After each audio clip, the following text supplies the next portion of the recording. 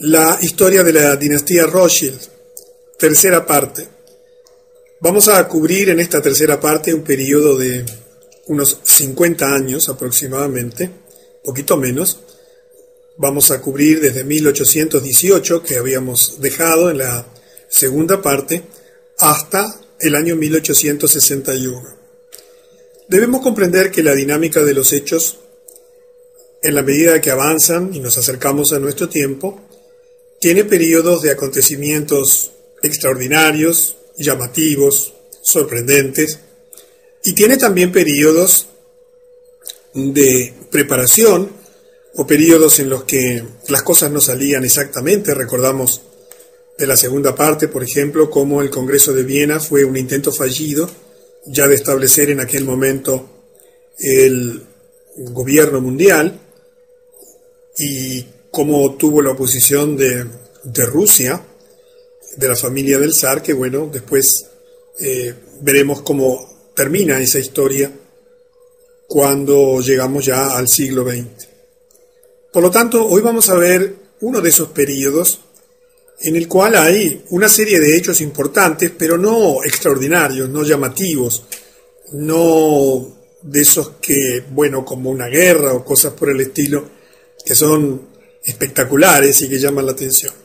Pero de todos modos vamos a seguir viendo hechos muy importantes que van a ir poco a poco armando el esquema de dominio mundial necesario para establecer un sistema de gobierno mundial con un completo control de toda la humanidad. Antes de continuar, quiero hacer algunas precisiones. Este tema es naturalmente polémico. Es un tema que sorprende para quienes no tienen conocimiento de esto. Es un tema que puede afectar las creencias de muchas personas, porque en la medida que avancemos, inevitablemente tenemos que tocar instituciones de orden religioso, políticos, civiles, que pueden afectar o lesionar o, digamos, afectar, diríamos que es la palabra correcta, las creencias de quienes estamos aquí. Yo quiero ser bien preciso en cuanto a que esto es una cronología de hechos. Intento por todos los medios a mi alcance evitar adjetivar, calificar, evitar mi subjetividad, y trato de ser lo más fiel posible a la cronología de los hechos, describiéndolos en sí mismos tal como ocurrieron, cuando los hechos no están totalmente probados o cuando son controvertidos, también lo aclaro. Pero es importante que comprendas que aquí no hay juicio para ninguna persona. Nosotros debemos amar a todas las personas por igual, independientemente de su raza, de su religión, de su posición política, de sus creencias. Distinto es con las instituciones.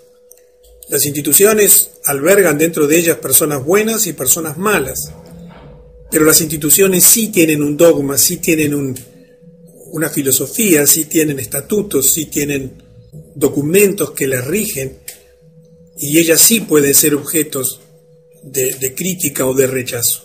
Digo esto porque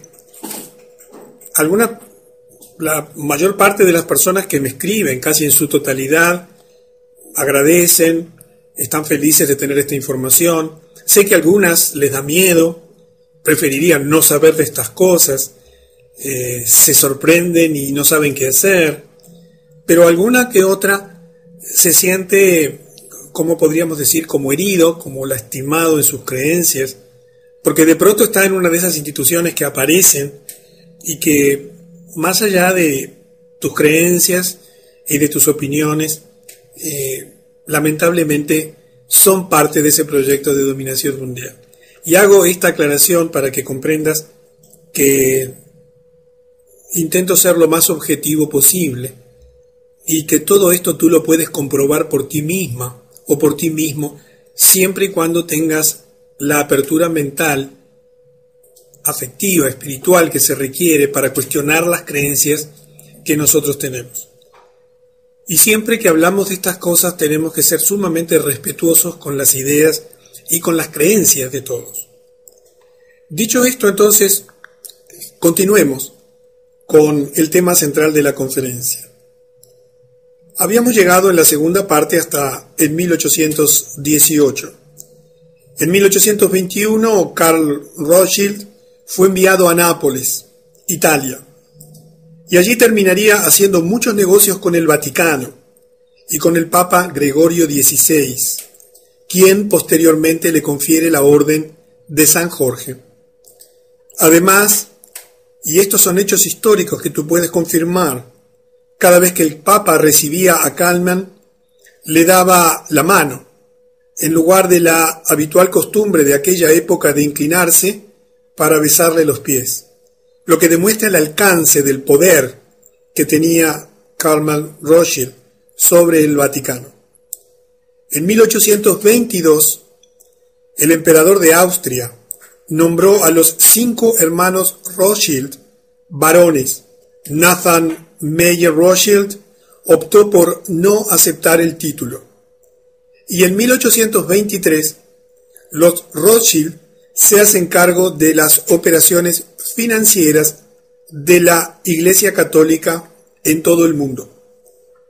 Verás cuando lleguemos al siglo XX, cuando todo esto que había comenzado a gestarse y que afectaba, por ejemplo, a la Iglesia Católica, surge a luz y te vas a sorprender de las cosas que te vas a enterar que tienen que ver, por ejemplo, con los manejos financieros de los Rothschild, que en realidad manejan todas las grandes fortunas de todos los lugares y de todas las familias y de todos los grandes negocios y complejos industriales del mundo.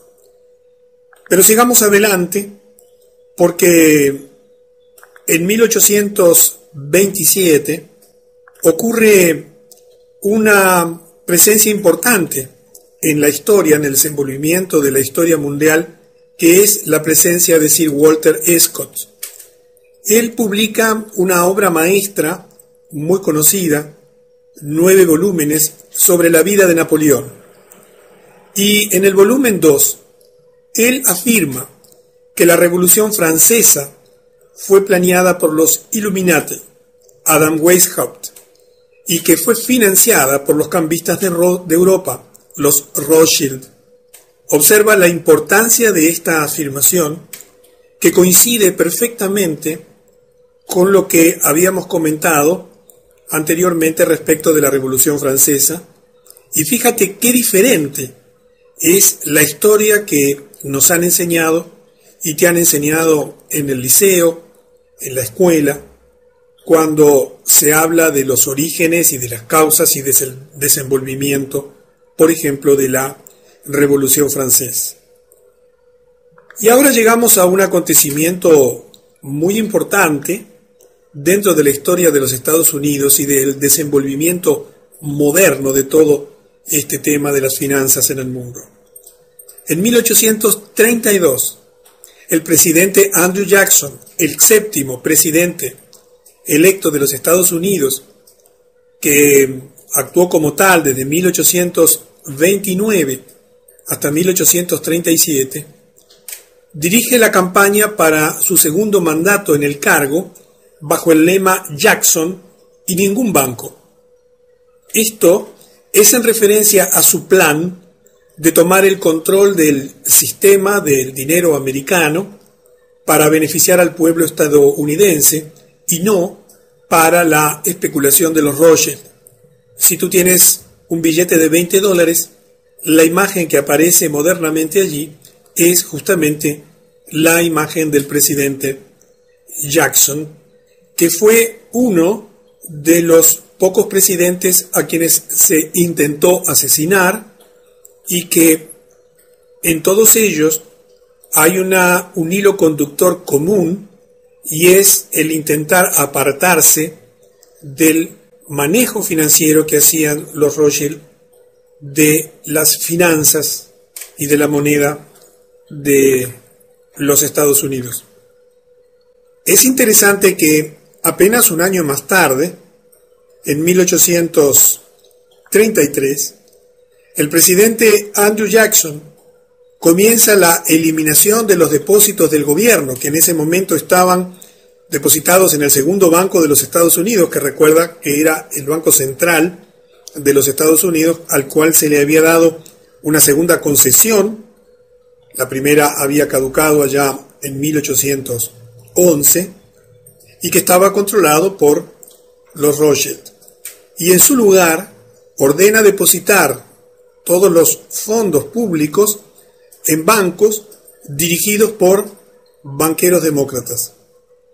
Obviamente esto generó una respuesta inmediata de los Rothschild. Se dice que los Rothschild entraron en pánico, haciendo lo que mejor sabían hacer, contrayendo la oferta monetaria para causar una depresión financiera. El presidente Jackson, conociéndolos, más tarde declararía: ustedes son una cueva de víboras y ladrones, y tengo la intención de derrotarlos completamente, y por el Dios eterno los voy a expulsar.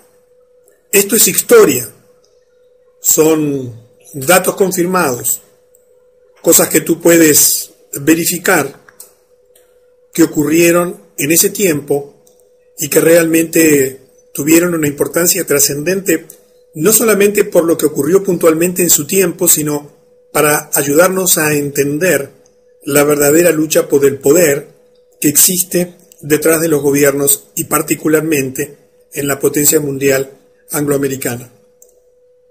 En 1834, los Illuminati toman una decisión muy importante, que es nombrar al líder revolucionario italiano Giuseppe Mazzini, seleccionado para dirigir su programa revolucionario en todo el mundo y actuar en esa capacidad hasta su muerte en 1872.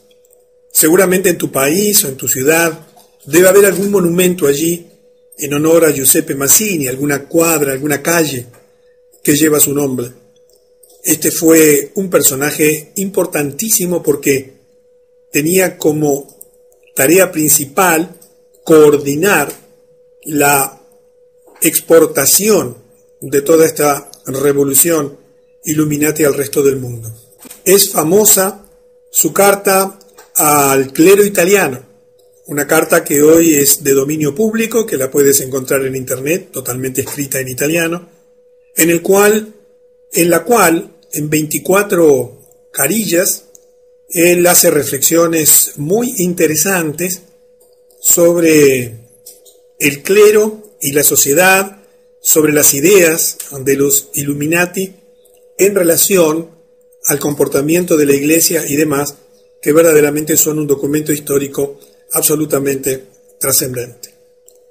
Y vemos cómo poco a poco los Illuminati van instrumentando todas las instituciones, todas las herramientas, todos los organismos, todos los mecanismos financieros necesarios para ir extendiendo a todo el mundo su proyecto de dominación mundial. Y llegamos a 1835, un año muy importante, porque el 30 de enero un asesino intenta disparar al presidente Jackson, pero milagrosamente luego de 2 intentos el asesino falló. El presidente Jackson declararía más tarde que él sabía que los Rothschild eran los responsables del intento de asesinato. El asesino, Richard Lawrence, que fue declarado no culpable por razón de locura, más tarde se jactaría que los poderosos de Europa lo habían contratado y prometido protegerlo si era capturado. Verás que en esta tercera parte de la dinastía Rothschild terminamos justamente con Abraham Lincoln, el 16º presidente de los Estados Unidos, que sí fue asesinado. Verás en conferencias futuras que John F. Kennedy, que también fue asesinado, tenían los tres, a pesar de que Jackson falló el intento de asesinato, raíces comunes: la determinación de la emisión de la propia moneda de los Estados Unidos por parte del gobierno. En la medida que avanza el tiempo, se va extendiendo la influencia también a las esferas industriales y comienzan, como ya vimos en la conferencia anterior, el dominio por parte de los Rothschild de industrias claves en el desarrollo del poder militar, en el desarrollo del poder industrial, de la tecnología. Y así, en ese mismo año, en 1835, los Rothschild adquieren los derechos sobre las minas de azogue de Almadén, en España. En su momento, en esa época, fue la concesión más grande del mundo por parte del Estado a una empresa privada. Y como el mercurio, el azogue es mercurio líquido, se trata de un componente vital en la refinación del oro y de la plata. Esta concesión les dio a los Rothschild un monopolio virtual, un monopolio de hecho en este mercado. Cuando te pones a analizar, además, el tema del azogue y del mercurio dentro de la alquimia, que es parte de un conocimiento esotérico oculto, te sorprendes de todo lo que hay detrás del mercurio y del azogue.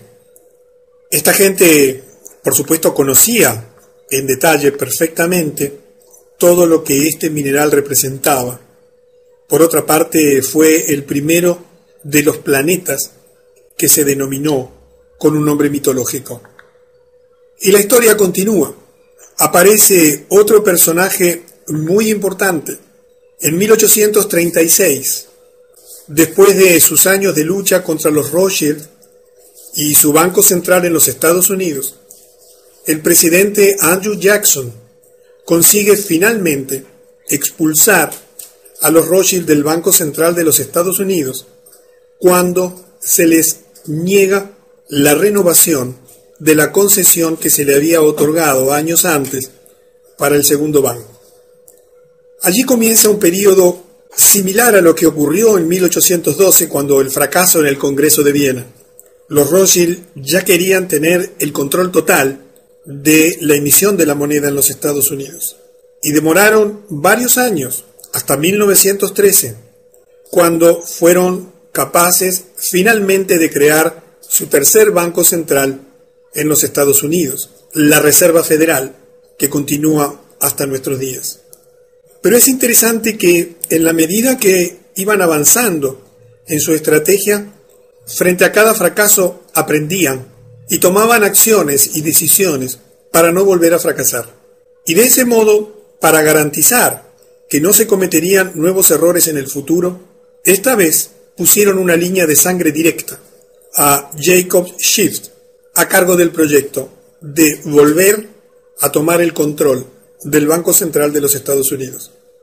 En ese año muere Nathan Meyer Rothschild y el control de su banco, Rothschild y Sons, Rothschild e hijos, se transmite a su hermano menor, James Meyer Rothschild.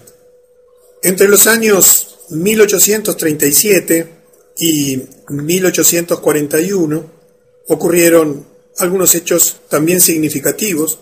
Por ejemplo, en 1837, los Rothschild enviaron a uno de los suyos, a August Belmont, a los Estados Unidos para salvar sus intereses bancarios, derrotados transitoriamente por el presidente Andrew Jackson.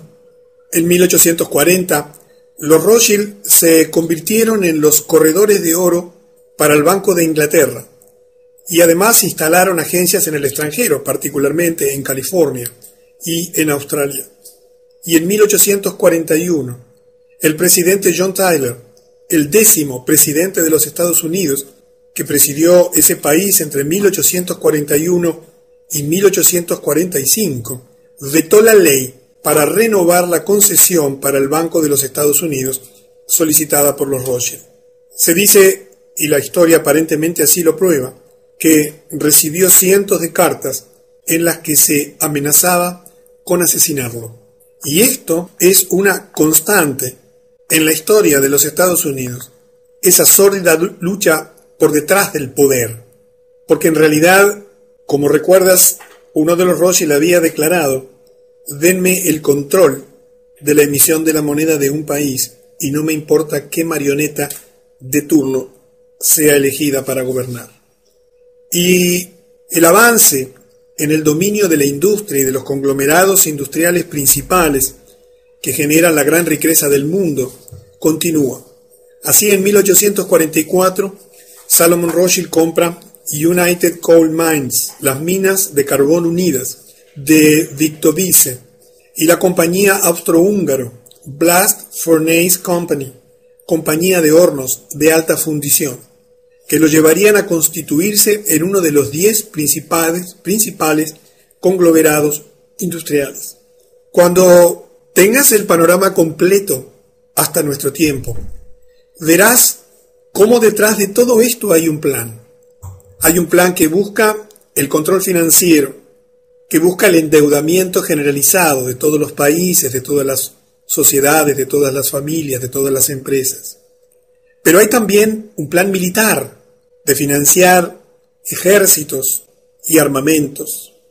Pero hay también un plan industrial de apoderarse de todos los sectores básicos y principales en la producción de energía, en la producción de tecnología de última generación.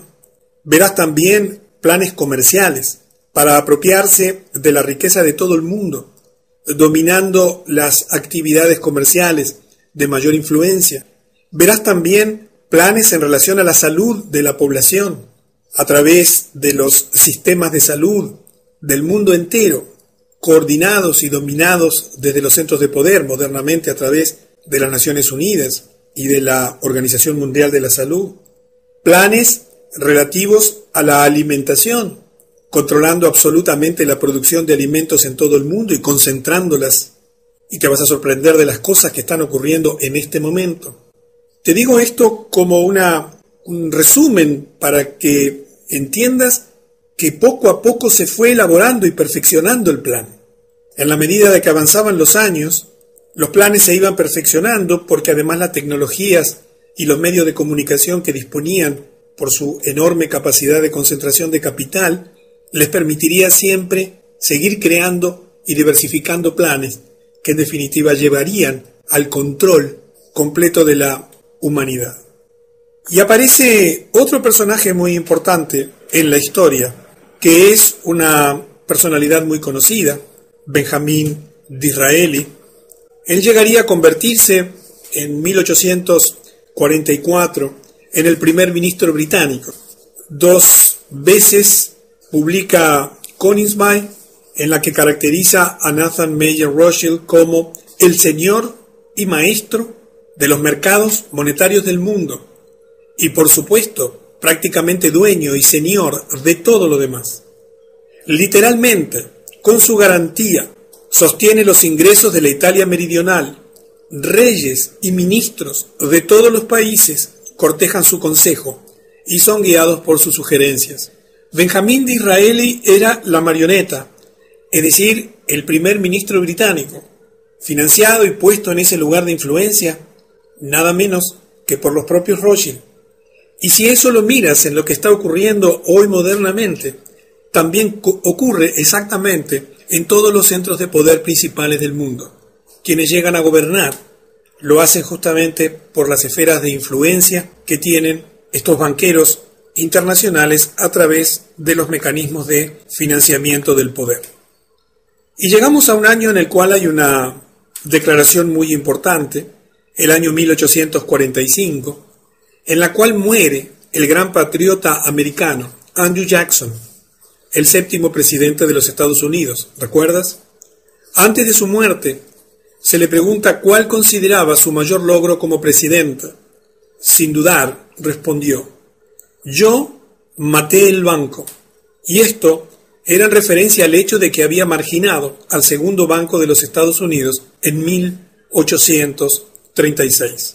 Los hechos cobran sentido y el rompecabezas comienza a armarse cuando te permites avanzar en el tiempo y comienzas a interrelacionar las cosas, porque allí es que la verdad que se ha intentado ocultar a lo largo de los siglos surge a luz en forma absolutamente evidente.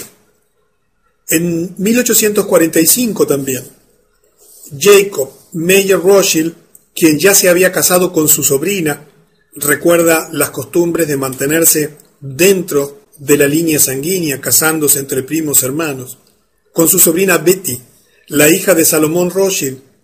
Este hombre Jacob, ahora conocido como el barón James de Rothschild, gana el contrato para construir la primera línea de ferrocarril más importante del país, continuando con la extensión de su imperio económico. Se le llamaba el Chemin de Fer del Norte, el Camino de Hierro del Norte, y corrió inicialmente entre París y Valenciennes, para luego unirse a la red ferroviaria de Austria, construida por su hermano y padre de su esposa, Salomón. Y en la medida que la tecnología avanza también el dominio de esa tecnología por parte de los Rothschild y las inversiones cuantiosas en todos los sectores generadores de dinero a escala global. En Inglaterra la influencia, ya la sabemos, muy importante desde siempre. En 1847, Lionel de Rothschild, ahora casado con la hija de su tío, Kalman Rothschild, es elegido como parlamentario por la ciudad de Londres, y allí tienes una imagen que ilustra el momento que ingresa para el juramento de rigor. Pero en ese momento de la historia había un problema para este hombre Lionel Rothschild. Él era judío y en ese momento era de rigor un juramento basado en la fe cristiana para acceder al escaño en el Parlamento. Lionel de Rothschild se negó a hacerlo debido a que era judío, y su escaño en el Parlamento quedó vacío sin que nadie lo ocupase durante 11 años, hasta que nuevos tipos de juramentos fueron permitidos. Sin duda que él debe haber sido un representante de incalculable valor para su electorado, por el hecho de que nunca pudo votar un solo proyecto de ley, porque no pudo entrar en el Parlamento, y sin embargo se las arregló para mantener su escaño parlamentario durante 11 años sin ejercerlo. Estamos hablando de la primera potencia mundial en aquel momento, un parlamentario que no podía ejercer su mandato y que sin embargo conservaba el cargo. Y ahora llegamos a un año también muy importante para la historia de la humanidad, que fue 1848. Allí, en ese año, Karl Marx publica el Manifiesto Comunista, Das Kapital.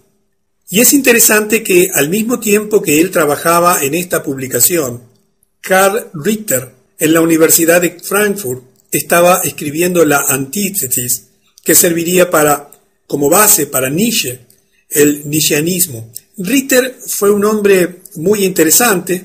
Él dejó una obra extraordinaria, su nombre era Karl, y él teorizó muchísimo sobre la relación entre los estados y la naturaleza, entre la física, el lugar físico donde vivían los países y los pueblos, y desarrolló una teoría muy revolucionaria que sirvió de base y que fueron adoptadas después por estrategas nazis como Karl Haushofer, que era un geoestratega del nazismo, porque él, entre otras cosas, había justificado la teoría denominada del espacio vital y decía que aun a costa de la eliminación de otra nación o pueblo, eso era legal y justo, interpretando que la conquista de ese pueblo, de esa nación, era una necesidad biológica para el crecimiento del Estado, y que cuando esa necesidad aparecía, era correcto eliminar otra nación o pueblo. Y eso fue justamente una base del nazismo. Nietzsche también tuvo una influencia muy importante, porque estas escuelas combinadas, y particularmente la de Nietzsche, se desarrolló más tarde en el fascismo y luego en el nazismo, y se utilizó para fomentar, como después veremos, las dos primeras guerras mundiales. Lo interesante es quiénes estaban detrás de la financiación de estos pensadores de ese tiempo, entre comillas. Tanto Marx como Ritter, como Nietzsche, fueron financiados bajo la instrucción de Rothschild. La idea, y aquí te recuerdo el año 1776, cuando Weishaupt formula el documento constitutivo, fundacional de los Illuminati.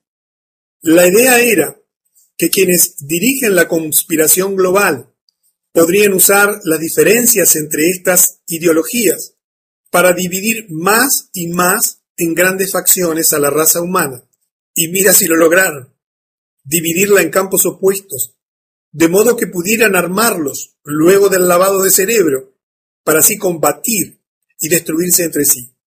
Y en particular, con el gran objetivo de destruir todas las instituciones políticas y religiosas. Cuando uno entiende cómo se fueron desarrollando los hechos, cuando uno comprende cómo los medios de información que ya estaban en sus manos, recuerda el dominio de toda la prensa escrita y todos los medios de impresión, las grandes editoriales y demás. Cuando uno comprende ese proyecto de dividir para reinar, de armar a las partes en conflicto, fomentando las peleas y divisiones entre ellos, para que se autodestruyan, uno entiende mucho mejor la historia de estos últimos 2 siglos. Y vamos a presenciar una declaración interesante de una señora que era la madre de los Rothschild. En 1848, en primer lugar, muere Eva Janot, la esposa de Amschel, y en 1849 muere Gutel Schnapper, la esposa de Meyer Rothschild. Se dice que antes de su muerte, con indiferencia, habría declarado, y decimos habría porque esta no es una cosa que podamos confirmar históricamente en base a documentos. Si mis hijos no hubiesen querido guerras, no habría habido ninguna. Es de las tantas cosas que no se pueden probar, pero que perfectamente encajan en el rompecabezas general. Más allá de ser verdad o no esta afirmación, lo que sí era verdad, indiscutiblemente, y sigue siéndolo, es la capacidad y la determinación para financiar a los bandos en pugna. Y el imperio económico ya era abrumador. Recuerda que a fines del siglo XIX, o sea, a fines de los 1800, ya los Rothschild dominaban o tenían en su poder, a través de los conglomerados industriales y comerciales y financieros y militares, más del 50% de la riqueza mundial. Y comienza una costumbre que se extendió hasta nuestro tiempo, la construcción de grandes mansiones, denominadas casas solariegas, pequeños castillos. En esa década de 1850 comenzó esas construcciones como demostración de poder, y fue en la zona de Ventmore, por ejemplo, en Inglaterra, en la zona de las Ferrières, en Francia. Aquí tenemos un ejemplo de un pequeño castillo, el Waddesdon Manor, propiedad de uno de los Rothschild, que hoy fue donado por parte de los Rothschild al gobierno inglés en el sur de Inglaterra, pero que es administrado por la familia Rothschild. Estas construcciones de casas solariegas se extenderían en todo el mundo, todas ellas llenas de obras de arte de incalculable valor. Se dice que James Rothschild en Francia, poseía una fortuna de 600 millones de francos, que en ese momento era unos 150 millones de francos, mayor que todos los otros banqueros de Francia juntos. Como verás, es un periodo de crecimiento comercial e industrial, además del crecimiento financiero.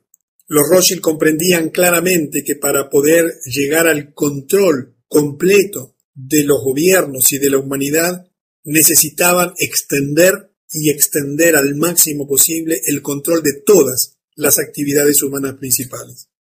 En 1852, Rothschild e hijos comienza el refinamiento del oro y la plata para la Casa de la Moneda Real y el Banco de Inglaterra, y también para otros clientes internacionales. En 1853, Nathaniel de Rothschild, el yerno de Jacob, Santiago, no James, compra el Chateaubriand Mouton, el viñedo Burdeos de Mouton y cambia su nombre a Chateau Mouton Rothschild, siendo hoy una bodega de reconocido prestigio a nivel mundial, inmensamente rica. En 1854 y 55 mueren varios integrantes de la familia Rothschild y recuerda que quienes heredaban eran los hijos menores, varones, de la familia que quedaban a cargo de la responsabilidad de los negocios heredados. Y recuerda también que las mujeres eran muy importantes porque la herencia judía se transmite a través de la mujer. Y llegamos a el 1858, donde Lionel de Rothschild, recuerdas que había quedado imposibilitado de acceder al escaño en el Parlamento inglés por negarse correctamente, de acuerdo a su fe religiosa, a hacer un juramento sobre una fe de otra religión. Finalmente toma su escaño en el Parlamento, cuando la obligación de prestar juramento en la verdadera fe de un cristiano es ampliado para incluir otros juramentos habilitantes. Se convierte así en el primer miembro judío del Parlamento británico. Era necesario tener el control o la influencia también en los ambientes políticos principales. Y vamos acercándonos al final de esta tercera presentación. Estamos llegando a un acontecimiento también muy importante en la historia de los Estados Unidos. En 1861, el presidente Abraham Lincoln, el 16º presidente de los Estados Unidos, desde 1860 hasta su asesinato 5 años más tarde, en 1865, se acerca a los grandes bancos de Nueva York para tratar de obtener préstamos en apoyo a la guerra civil de Norteamérica, que en aquel momento estaba desgarrando la nación. En tanto que estos bancos, estos grandes bancos, estaban bajo la fuerte influencia de los Rothschild, le ofrecen un trato que sabían que él no podía aceptar, un interés del 24 al 36% sobre todo el dinero depositado. Lincoln se enoja por el alto nivel de interés, por lo que imprime su propio dinero.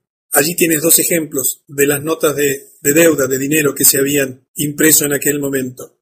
E informa al público que se trata de ahora en más de una moneda de curso legal, aplicable también para el pago de deudas públicas como privadas.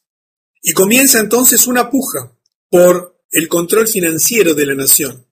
Y aparece otro presidente que se opone tenazmente al poder que los Rothschild pretendían ejercer. Y todos sabemos cómo terminó. En 1865, asesinado. Pero de eso nos vamos a enterar en detalles en la cuarta parte de la historia de la dinastía Rothschild, cuando ahí sí vamos a entrar en acontecimientos ya trascendentes, porque nos estamos acercando al final del siglo XIX y el comienzo del siglo XX tiene acontecimientos extraordinarios, la fundación de la Reserva Federal, la Primera Guerra Mundial y otras cosas cuyo conocimiento te van a sorprender. Así que nos veremos en la cuarta parte de la dinastía Rothschild.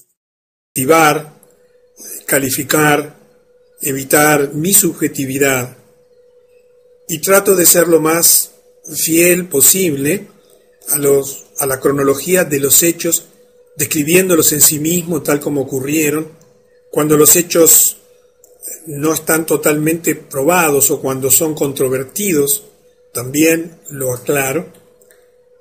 Pero es importante que comprendas que aquí no hay juicio para ninguna persona.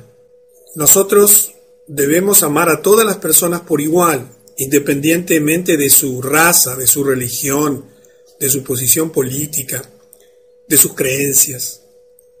Distinto es con las instituciones.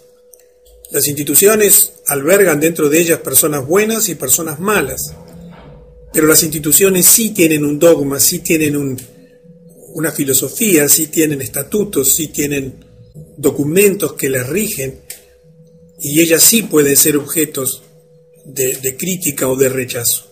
Digo esto porque la mayor parte de las personas que me escriben, casi en su totalidad, agradecen están felices de tener esta información. Sé que a algunas les da miedo, preferirían no saber de estas cosas, se sorprenden y no saben qué hacer, pero alguna que otra se siente, como podríamos decir, como herido, como lastimado en sus creencias, porque de pronto está en una de esas instituciones que aparecen y que, más allá de tus creencias y de tus opiniones, lamentablemente son parte de ese proyecto de dominación mundial. Y hago esta aclaración para que la historia de la dinastía Rothschild, tercera parte. Vamos a cubrir en esta tercera parte un periodo de unos 50 años aproximadamente, poquito menos. Vamos a cubrir desde 1818, que habíamos dejado en la segunda parte, hasta el año 1861. Debemos comprender que la dinámica de los hechos, en la medida que avanzan y nos acercamos a nuestro tiempo, tiene periodos de acontecimientos extraordinarios, llamativos, sorprendentes, y tiene también periodos de preparación o periodos en los que las cosas no salían exactamente. Recordamos de la segunda parte, por ejemplo, cómo el Congreso de Viena fue un intento fallido ya de establecer en aquel momento el gobierno mundial, y cómo tuvo la oposición de Rusia, de la familia del zar, que bueno, después veremos cómo termina esa historia cuando llegamos ya al siglo XX. Por lo tanto, hoy vamos a ver uno de esos periodos en el cual hay una serie de hechos importantes, pero no extraordinarios, no llamativos, no de esos que, bueno, como una guerra o cosas por el estilo, que son espectaculares y que llaman la atención. Pero de todos modos vamos a seguir viendo hechos muy importantes que van a ir poco a poco armando el esquema de dominio mundial necesario para establecer un sistema de gobierno mundial con un completo control de toda la humanidad. Antes de continuar, quiero hacer algunas precisiones. Este tema es naturalmente polémico. Es un tema que sorprende para quienes no tienen conocimiento de esto. Es un tema que puede afectar las creencias de muchas personas, porque en la medida que avancemos, inevitablemente tenemos que tocar instituciones de orden religioso, políticos, civiles, que pueden afectar o lesionar o, digamos, afectar, diríamos que es la palabra correcta, las creencias de quienes estamos aquí. Yo quiero ser bien preciso en cuanto a que esto es una cronología de hechos. Intento por todos los medios a mi alcance evitar adjetivos.